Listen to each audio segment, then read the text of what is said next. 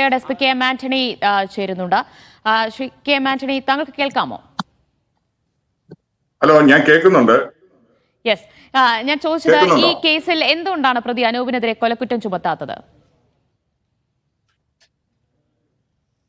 എന്തുകൊണ്ടാണ് എന്ന് ചോദിച്ചു കഴിഞ്ഞാല് ഈ കേസിന്റെ അന്വേഷണ ഉദ്യോഗസ്ഥരാണ് അത് തീരുമാനിക്കുന്നത്. കേസിന്റെ അന്വേഷണവുമായി ബന്ധപ്പെട്ട് തെളിവുകളുടെ അടിസ്ഥാനത്തിലും അതുപോലെ തന്നെ പ്രതിക്ക് ഈ പെൺകുട്ടിയെ കൊലപ്പെടുത്തണമെന്നുള്ള ഉദ്ദേശവും കരുതലും ഉണ്ടായിരുന്നു എങ്കിൽ മാത്രമേ അതിൽ കൊലക്കേസ് അല്ലെങ്കിൽ കൊലപാതക കുറ്റം നിൽക്കുകയുള്ളൂ.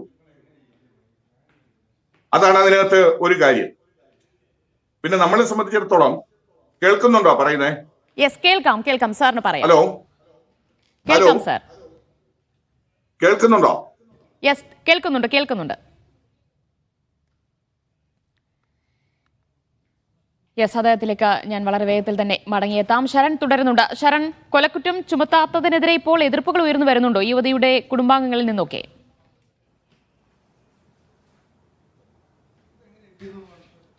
അത് സംബന്ധിച്ച പ്രതികരണം നമുക്ക് ലഭ്യമാകേണ്ടതുണ്ട്. ഇതിൽ പ്രധാനമായും യുവതി ഇത്തരത്തിൽ വലിയ ആക്രമണത്തിന് ഇരയായി അതീവ ഗുരുതരാവസ്ഥയിൽ ആശുപത്രിയിൽ ചികിത്സയിൽ കഴിയുമ്പോൾ നമുക്ക് അമ്മയുടെ പ്രതികരണമാണ് ലഭിച്ചിരുന്നത്. അപ്പോൾ അമ്മ കൃത്യമായി തന്നെ പറയുന്നുണ്ട് എങ്ങനെയാണ് യുവതിക്ക് നേരത്തെയും ഈ പ്രതിയുടെ ഭാഗത്തു നിന്ന് ആക്രമണം ഉണ്ടായെന്നുള്ള കാര്യമടക്കം പറഞ്ഞു വച്ചിരുന്നതാണ്. എന്തായാലും ഇനി ഈ കൊലക്കുറ്റം ചുമത്താത്തതിൽ ഉള്ള പ്രതികരണം അതും നമുക്ക് ലഭ്യമാകുമെന്ന് തന്നെയാണ് പ്രതീക്ഷിക്കുന്നത്. ഇതിൽ പ്രധാനമായും പോലീസ് പറയുന്നത് കൊലക്കുറ്റം ചുമത്തിയാൽ തന്നെ അത് നിലനിൽക്കില്ല എന്നുള്ളതാണ്.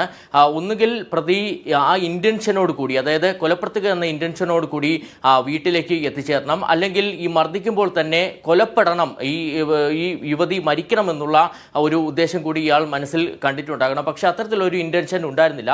അതിനെ പോലീസ് കാരണമായി പറഞ്ഞിരുന്നത് ഈ മർദ്ദനം തുടരുന്നതിനിടയിലാണ് യുവതി ഷോൾ കഴുത്തിൽ കുരുക്കി ആത്മഹത്യാ ശ്രമം നടത്തുന്നത്. അങ്ങനെ ആത്മഹത്യാ ശ്രമം നടത്തുമ്പോൾ തന്നെ ആ ഷോള് അടിച്ചു മാറ്റുകയാണ് പ്രതി ചെയ്തിരുന്നത്. ഒരു പക്ഷേ യുവതി മരിക്കണമെന്ന് ഈ പ്രതിക്ക് ആഗ്രഹമുണ്ടായിരുന്നെങ്കിൽ പ്രതി അത് ചെയ്യില്ലായിരുന്നു എന്നുള്ളതാണ് പോലീസ് പറഞ്ഞത്. അതുകൊണ്ട് തന്നെ ഈ കൊലപ്പെടുത്തുക എന്നുള്ള ഉദ്ദേശം ഇല്ലാത്ത സാഹചര്യത്തിൽ പ്രതിക്കെതിരെ കൊലക്കുറ്റം ചുമത്തിയാൽ തന്നെ അത് കോടതിയിൽ നിലനിൽക്കില്ല എന്നുള്ളത് ചൂണ്ടിക്കാട്ടിക്കൊണ്ടാണ് ഇപ്പോൾ അന്വേഷണ സംഘം മുന്നോട്ട് പോകുന്നത്. യെസ്, പക്ഷേ അപ്പോഴും ശരൺ, ഒരു പക്ഷേ അത് നിയമവശങ്ങളായിരിക്കാം, കോടതി തന്നെ പരിശോധിക്കേണ്ട കാര്യങ്ങളാണ്. എൻ്റെ ഒരു പേഴ്സണൽ സംശയമാണ്, ആ രീതിയിൽ കൊലപ്പെടുത്താൻ ഉദ്ദേശമുണ്ടായിരുന്നില്ല എന്നത് ഒരാളുടെ ഇൻറ്റൻഷൻ ആണല്ലോ. അത് എങ്ങനെയാണ് നമുക്ക് അങ്ങനെ ഒരു ഉദ്ദേശം അയാൾക്ക് ഉണ്ടായിരുന്നില്ല എന്ന് നമുക്ക് സ്ഥിരീകരിക്കാൻ കഴിയുക? ഇവിടെ അനൂപിന്റെ ക്രൂരമായ മർദ്ദനത്തിൽ തന്നെയാണല്ലോ മസ്തിഷ്കാഘാതം ഉണ്ടാവുകയും അതിന് പിന്നാലെ യുവതി മരണത്തിന് കീഴടങ്ങേണ്ടി വരികയും ചെയ്തത്.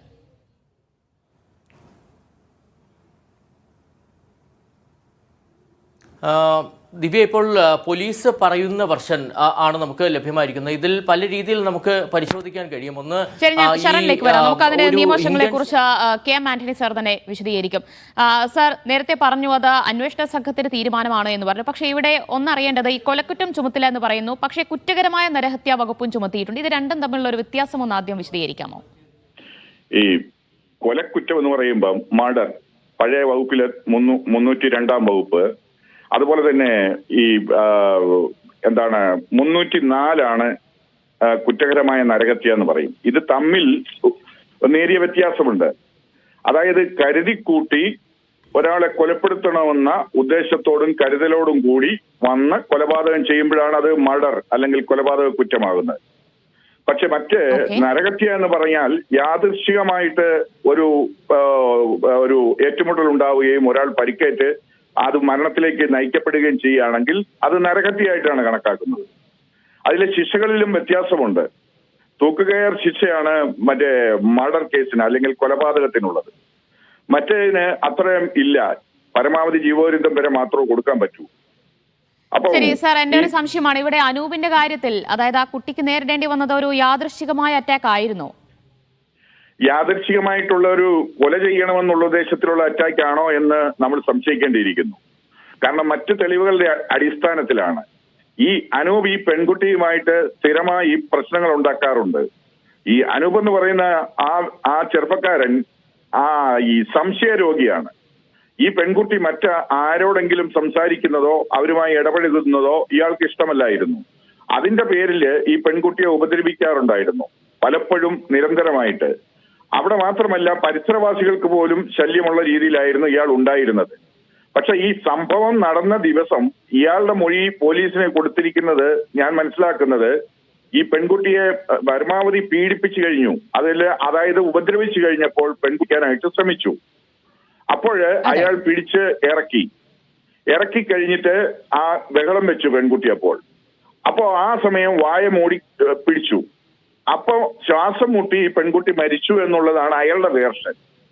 പക്ഷേ നമ്മള് അന്വേഷണ ഉദ്യോഗസ്ഥർക്ക് ഏത് രീതിയിലാണ് ഇത് ബോധ്യപ്പെട്ടതെന്ന് എനിക്ക് അറിഞ്ഞുകൂടാ.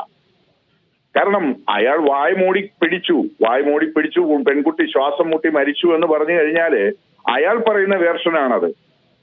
മറ്റ് പോസ്റ്റ്മോർട്ടത്തിലോ പോലീസ് സർജന്റെ സർട്ടിഫിക്കറ്റുകളിലോ ഒന്നും ഇതില് വ്യത്യസ്തമായിട്ട് നമുക്ക് എന്തെങ്കിലും അല്ലെങ്കിൽ കൊലപാതകമാണോ അല്ലെങ്കിൽ നരഹത്യയാണോ എന്ന് നമുക്ക് തിരിച്ചറിയാൻ പറ്റില്ല. തീർച്ചയായിട്ടും ഇത് കൊലപാതകത്തിന് തന്നെ എടുക്കേണ്ടതാണ് ഈ കേസ് എന്നുള്ളതാണ് നമുക്ക് മനസ്സിലാക്കുന്നത്. കാരണം ആ പ്രതിയുടെ മുൻകാല പ്രവൃത്തികളും അയാളുടെ ജീവിത സാഹചര്യങ്ങളും അയാൾ ഈ കുട്ടിയോടും കുടുംബത്തോടും കാണിച്ച ആ രീതിയിലുള്ള ഒരു പ്രവൃത്തിയിലും കൊലപാതകത്തിന് ഉള്ള തെളിവുകൾ വെച്ച് കൊലപാതകത്തിന് തന്നെ കേസ് ചാർജ് കൊടുക്കുമെന്നാണ് ഞാൻ കരുതുന്നത്. അങ്ങനെയാണ് ആദ്യഘട്ടത്തില് ഇത് നരഹത്യയായിട്ട് പോലീസ് മാറ്റിയിട്ടുള്ളൂ എങ്കിലും പിന്നീട് അന്വേഷണത്തിന്റെ രീതിയിൽ മറ്റ് തെളിവുകൾ ശേഖരിച്ച് വരുമ്പോൾ ഇതൊരു കൊലപാതകമായിട്ട് തന്നെ പോലീസ് ചാർജ് കൊടുക്കുമെന്നാണ് ഞാൻ കരുതുന്നത്. എന്നിരുന്നാലും ഇനി അഥവാ കൊലക്കുറ്റം ചുമത്തിയില്ല എങ്കിൽ അത് പ്രതിക്ക് പരമാവധി ശിക്ഷ ലഭിക്കാതിരിക്കാൻ കാരണമാകില്ല, അതായത് ഒരു ശിക്ഷാ ഇളവ് കിട്ടാനൊക്കെ കാരണമാകില്ലേ സാർ? തീർച്ചയായിട്ടും നരഹത്യയും കൊലപാതകവും തമ്മിൽ വലിയ വ്യത്യാസമുണ്ട്. കാരണം അത് പ്രതിക്ക് ജാമ്യം കിട്ടാൻ പോലും സാധ്യതകളുണ്ട് ഈ നരഹത്യ മാത്രമാകുമ്പോൾ. പോലീസ് അത് ഏത് രീതിയിലാണ് അതിനെ കണ്ടതെന്നോ ആ സംഭവത്തിന്റെ മറ്റു കാര്യങ്ങളൊന്നും നമുക്കറിയില്ല. മാധ്യമങ്ങളിലൂടെ വരുന്ന വിവരങ്ങളുടെ അടിസ്ഥാനത്തിലാണ് നമ്മളിപ്പോ ഇവിടെ ചർച്ച ചെയ്യുന്ന ഈ കാര്യം. പക്ഷെ എന്നിരുന്നാലും നമ്മളെ സംബന്ധിച്ചിടത്തോളവും പൊതുജനങ്ങളെ സംബന്ധിച്ചിടത്തോളവും ഇതൊരു കരുതിക്കൂട്ടിയുള്ള ഒരു കൊലപാതകം എന്നുള്ള രീതിയിൽ തന്നെയാണ് ആ സാഹചര്യങ്ങൾ പുറമേ നിന്ന് പരിശോധിക്കുമ്പോൾ മനസ്സിലാക്കാൻ സാധിക്കുന്നത്. ആ രീതിയിൽ തന്നെ പോലീസ് ഇതിൽ ഗൗരവതരമായിട്ടുള്ള വകുപ്പുകൾ അല്ലെങ്കിൽ കൊലപാതക കുറ്റം തന്നെ ചുമത്തി മുന്നോട്ട് പോകേണ്ടതാണ്. അതാണ് ഈ സമൂഹത്തിന് നൽകുന്ന ഒരു സന്ദേശം അതായിരിക്കും. കാരണം ആ പ്രതി യാതൊരു രീതിയിലും ഒരു അനുകമ്പ അല്ലെങ്കിൽ വിട്ടുവീഴ്ച അർഹിക്കുന്ന ഒരാളല്ല. ഈ പെൺകുട്ടിയുമായിട്ട് ഇൻസ്റ്റഗ്രാമിലൂടെ 1 വർഷം മുമ്പ് പരിചയപ്പെട്ടു. അതിനുശേഷം ആ വീട്ടിൽ വന്നു. ആ വീട്ടിൽ ആ പെൺകുട്ടിയുടെ അമ്മ ഇയാളെ ഭയപ്പെട്ടിട്ട് അവിടെ നിന്നും വേറെ മാറി താമസിക്കുകയാണ്. അപ്പൊ ഈ പെൺകുട്ടിയെ അമ്മയുമായി വഴക്കുണ്ടായി. ഇയാളെ ചേർത്ത് നിർത്തണ്ട അല്ലെങ്കിൽ അയാളെ ഒഴിവാക്കണമെന്ന് ആവശ്യപ്പെട്ടുകൊണ്ട് വന്നിട്ടും അമ്മയുമായിട്ടാണ് ഈ പെൺകുട്ടി പിണങ്ങി മാറിയത്. അപ്പൊ ആ പെൺകുട്ടി മാത്രമായി താമസിക്കുന്ന സാഹചര്യമായിരുന്നു അവിടെ ഉണ്ടായിരുന്നത്. അപ്പൊ ഇത് ഏത് രീതിയിലാണേലും ആ കുറ്റകൃത്യത്തിലേക്ക് നയിച്ചത് എന്താണെങ്കിലും പിന്നെ ആശുപത്രിയിൽ കുറേ ദിവസമല്ല 3-4 ദിവസം ചികിത്സയിൽ കിടന്ന് വെന്റിലേറ്ററിൽ ഒക്കെ ആയിരുന്ന് പിന്നീട് മരണപ്പെടുകയാണ് ഉണ്ടായത്. എന്താണേലും ഇത് കൊലക്കുറ്റം ചുമത്താനുള്ള ഒരു കേസാണ് എന്ന് ആണ് പൊതുവിൽ പുറമേ നിന്ന് നോക്കുന്ന ഒരാൾക്ക് കാണാൻ സാധിക്കുന്നത്. അത് തന്നെയാണ് പൊതുജനത്തിനും സംശയമുണ്ടാകുന്നത്. എന്തുകൊണ്ട് അനൂപിനെതിരെ കൊലക്കുറ്റം ചുമത്തുന്നില്ല എന്ന് തന്നെയാണ്. അത് കോടതിയിൽ നിന്നൊരു തിരിച്ചടി ഉണ്ടായേക്കാം എന്ന് വിലയിരുത്തിക്കൊണ്ടാണ് അന്വേഷണ സംഘം ചോറ്റാനിക്കരയിലെ പോക്സോ അതിജീവിതം മരിച്ച കേസിൽ പ്രതി അനൂപിനെതിരെ കൊലക്കുറ്റം ചുമത്താത്തത്. പക്ഷേ കുറ്റകരമായ നരഹത്യ വകുപ്പാണ് അനൂപിനെതിരെ ചുമത്തുക എന്നാണ് അറിയുന്നത്.